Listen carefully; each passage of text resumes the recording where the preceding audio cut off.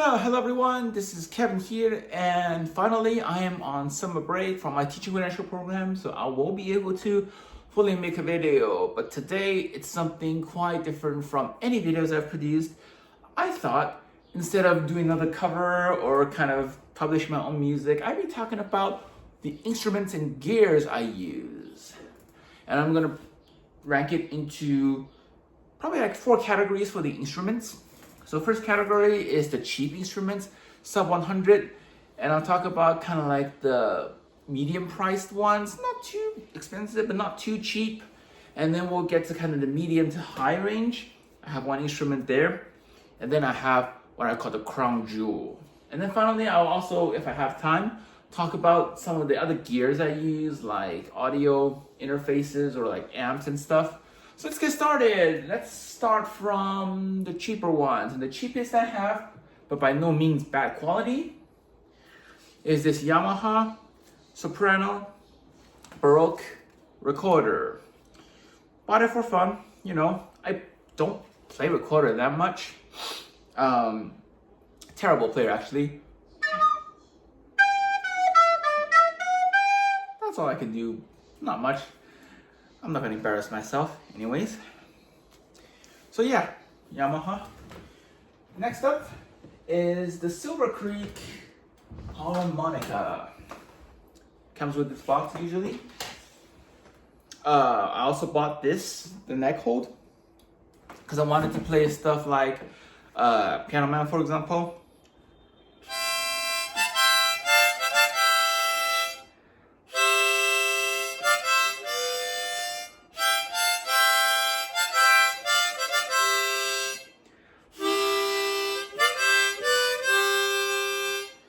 So yeah, I use this harmonica. It's quite nice. It's just in the C major scale, so don't expect to play any like chromatic scale or stuff like that. It's not too expensive. Put this, and finally, I have the melodica. So melodica, for those of you who don't know about melodica, is kind of like a piano and a harmonica at the same time. You have piano keys, and then you can plug in this little mouthpiece. You can also choose a tube if you wish, and you just blow into it as you play. And one of the most famous pieces, of course,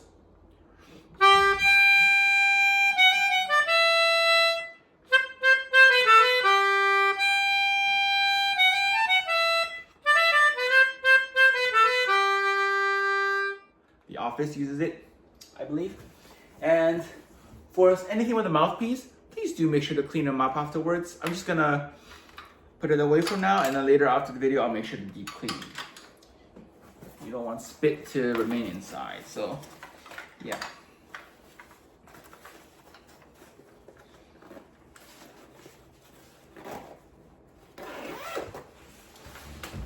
And then finally, I'm not sure if it counts as the instruments.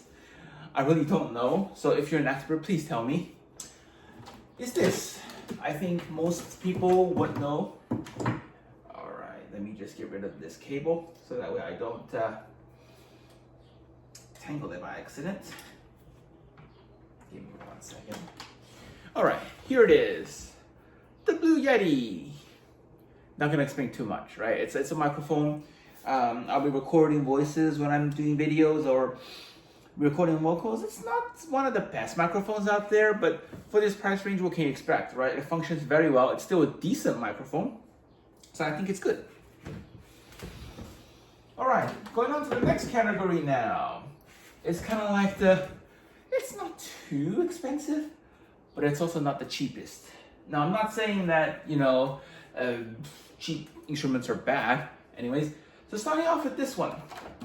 I think if you produce music, you'll probably have seen it once or twice. Look at this, the Akai MPK Mini. I got this reverse color ones, kind of. It's a pretty neat little keyboard for producing, okay? I'll take it on the road with me if I need to, because I'm someone, right, who can't live without music for some reason. If I go on the trip or something, I'll still want to produce music. This is a nice one. It's got, you know, a lot of functions, drum pads. You can tune the knobs. It's got a modulation wheel. Very versatile instruments. definitely good for like producing. Of course, the only kind of like downside to this, doesn't have lots of keys, okay? So yeah, but I still really, really like it. Next up is right behind me. This is the donor drum. I forgot the exact kind of model, I guess, of this drum. Yeah, this is one of the instruments that if I have a chance, I probably would have never bought again. But this was given to me as a gift, so why should I complain? It's a gift, like I said. It's a okay drums for kids if they want to learn, but of course you cannot do choking for the cymbals. There's only like a left crash and then a right cymbal. There's no right crash, and of course for any of the, like for example snares, you can't do the actual like side sticks or anything, and there's no actual kick drum, just a little pedal. So yeah, this one I do have to say it's a little cheaply made. So if you are an actual drummer recording your drum tracks, I want to say avoid it, okay? But yeah. Next up, we're gonna get to the wah a bit.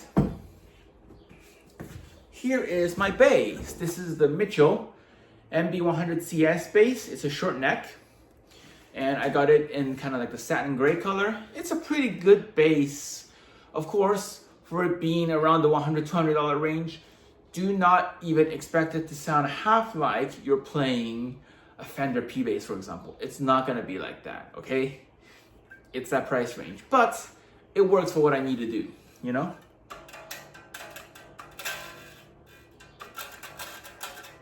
I didn't plug it in, so of course you can't hear lots.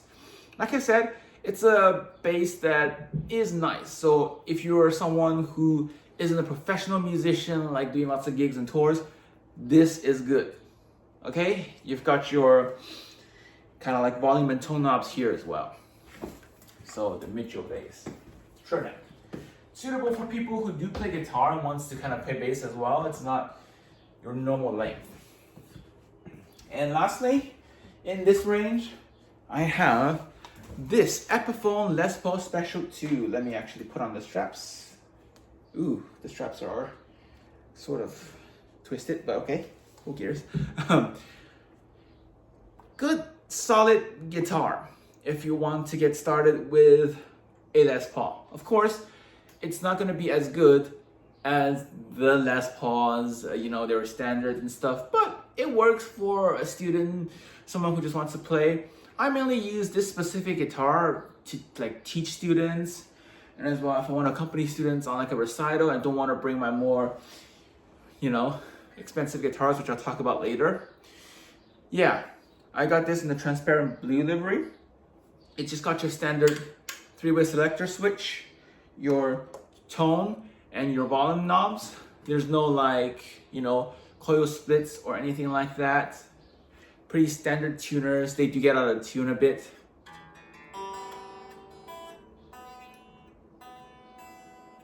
Like, you know, just your normal. Also, I haven't tuned this guitar yet, so it's probably out of tune by now. Yeah, just you know, a solid guitar for a price range that's around $200 to $300. You're not gonna expect too much from it. Okay? All right.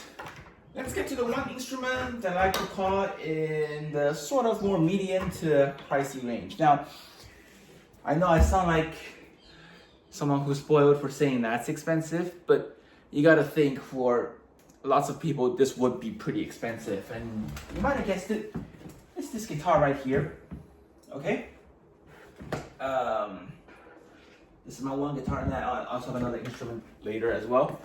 This is an Epiphone, so still not a Gibson. I'm not a professional guitar player, so don't quote me on that. I'm not also rich enough to get a Gibson. Anyways, this is an Epiphone Les Paul Traditional Pro 4. It's a very nice guitar in the warm gold. I switched the pickups, so it kind of looks nicer and sounds good. It's a really solid guitar for around the 500 price range. Still, 3-way selector switch. But you do have separate tone and mod wheel, not tone and mod, tone and volume knob for each. And there is coil splitting for this guitar. It's a very nice guitar.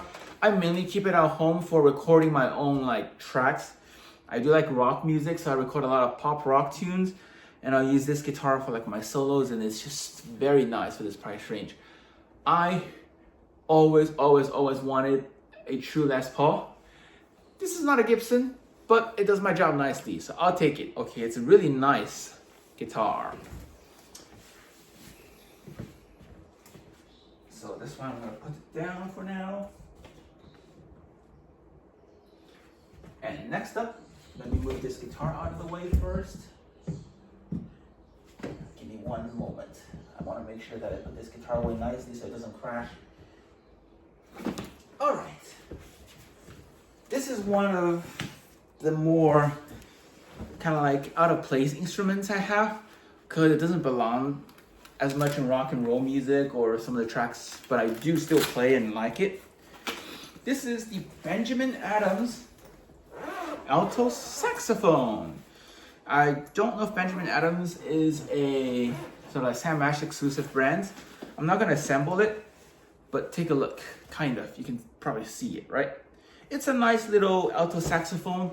It's not gonna compare with any of the saxophones like Kenny G would play, for example. It's just a student saxophone. Good, versatile instrument. But again, saxophones and anything, they get expensive. It's the $500-600 range, so it does get expensive, I'll tell you that. Not gonna explain too much. You have to buy separate reeds, of course. Comes with your main body, the neck, and the mouthpiece. And it comes with cleaning tools as well. Very nice. Gotta say, it's good for what it is, okay? So let me now close this up. Yeah, it also comes with this really good bag, Benjamin Adams. I think John Paul also produces really good like student saxophones and woodwinds and brass instruments and stuff. All right, coming to the last category of instruments now. And you have probably guessed what it'll be. It is the crown jewel of my collection. Let's turn around and take a look at this beautiful piano. I didn't open up the lid because it's still quite early where I am, 10 o'clock in the morning, so I don't want to disturb my neighbors. This is a Johanna Seiler GS150N, N stands for nickel. It's a baby grand piano standing at 5 foot. It is kind of like a brand from Seiler, a very good German piano manufacturer. Johanna Seilers are manufactured in Indonesia, but still very fantastic instruments, you know?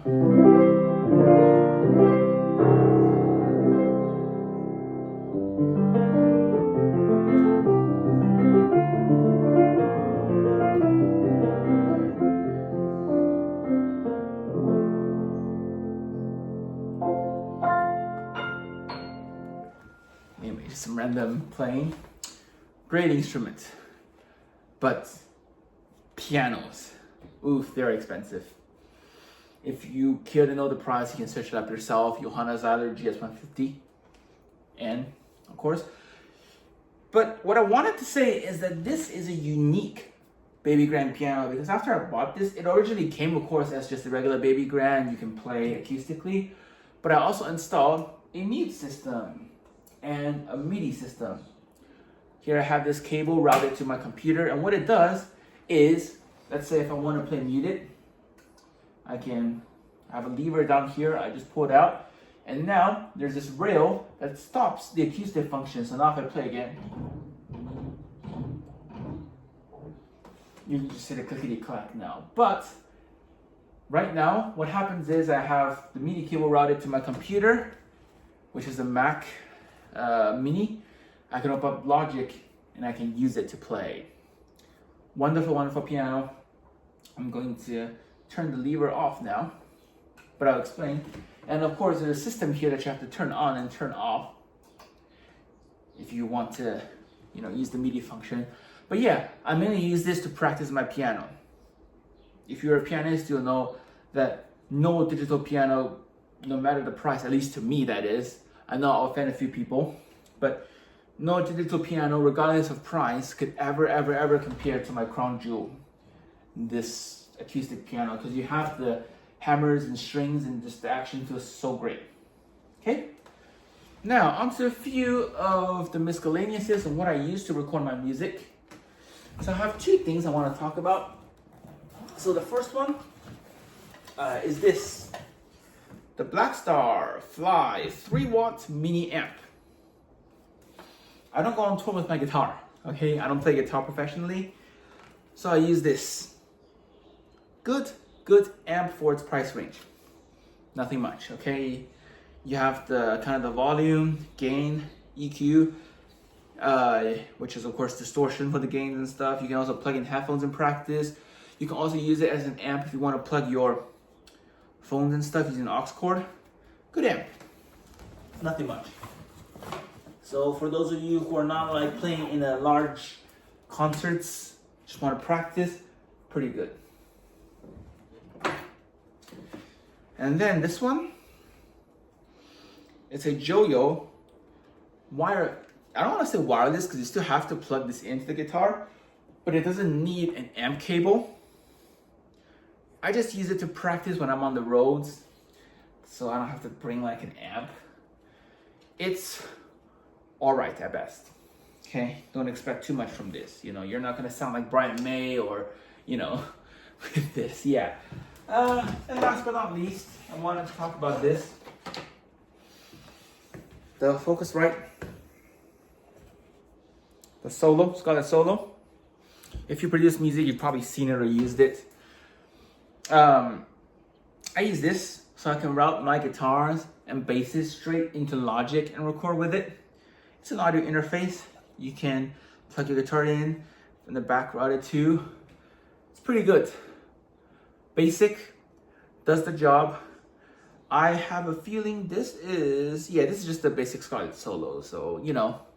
But anyways, I have other, of course, miscellaneouses that I want to briefly touch on as well, like the Sennheiser 280 Pro headphones I use, MacBooks. I shouldn't be talking about that anymore. So yeah, let me put this back. And that is all my gear. Hope you have enjoyed this little video, and I'll see you again in the next one. I'll be back to recording music, hopefully. Ta-da!